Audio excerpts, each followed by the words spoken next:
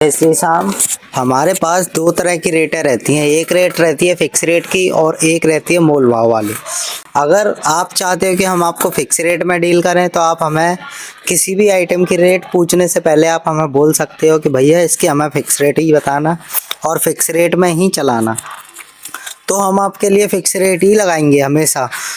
और एक रेट रहती है मोल भाव वाली, क्योंकि हम जिस जगह पे बैठे हैं हमें दोनों रेटें ही चलानी पड़ती हैं। मोल भाव भी करना पड़ता है, फिक्स रेट भी करना पड़ता है। कोई कस्टमर मोल भाव वाला ऐसा आता है कि उसको हम फिक्स रेट बता देंगे तो वो विश्वास नहीं करेगा, वो कम कराने की सोचेगा ही।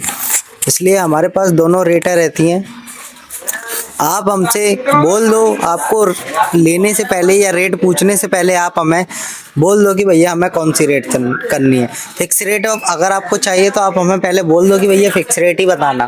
फिर फिक्स रेट हम जब बताएंगे तो उसके बाद आप भले ही वापस चले जाओ पर हम 1 रुपये कम नहीं करेंगे, क्योंकि वो फिर फिक्स रेट है, उसमें फिर 1 रुपये कम नहीं होगा। आप हमसे बोलना भी मत कम कराने के लिए। और मोल भाव वाली रेट ऐसी होती है, उसमें हम आपको समझ सकते हैं, आप हमको समझ सकते हो। मोल भाव में आपका ही नुकसान है। किसी दिन हम आपसे कम कमाएंगे तो किसी दिन हम आपसे बहुत ज़्यादा कमा लेंगे। मोल भाव में ऐसा ही होता है। तो मोल भाव वाली रेटें में आपका नुकसान ही है। आपको अगर लंबे समय तक डीलिंग करनी है, लंबे समय तक हमारे पास आना है, व्यवहार बना के रखना है, तो आप फिक्स रेट में ही काम करो हमसे। मोल भाव के चक्कर में मत पड़ो। मोल भाव में पड़ोगे तो एक ना एक दिन आपको किसी और के पास जाना पड़ेगा, भटकना पड़ेगा भाई। फिक्स रेट में रहोगे तो परमानेंट चलोगे। हम आपको बेहतरीन से बेहतरीन क्वालिटी देंगे हमेशा, और आपकी हर समस्या का समाधान हम निकाल देंगे।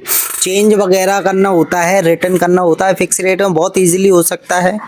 और अगर चेंज मोल भाव वाली रेट आप लोगे तो उसमें चेंज, रिप्लेसमेंट, रिटर्न ऐसी कोई भी चीज़ें शामिल नहीं होती हैं। Thank you.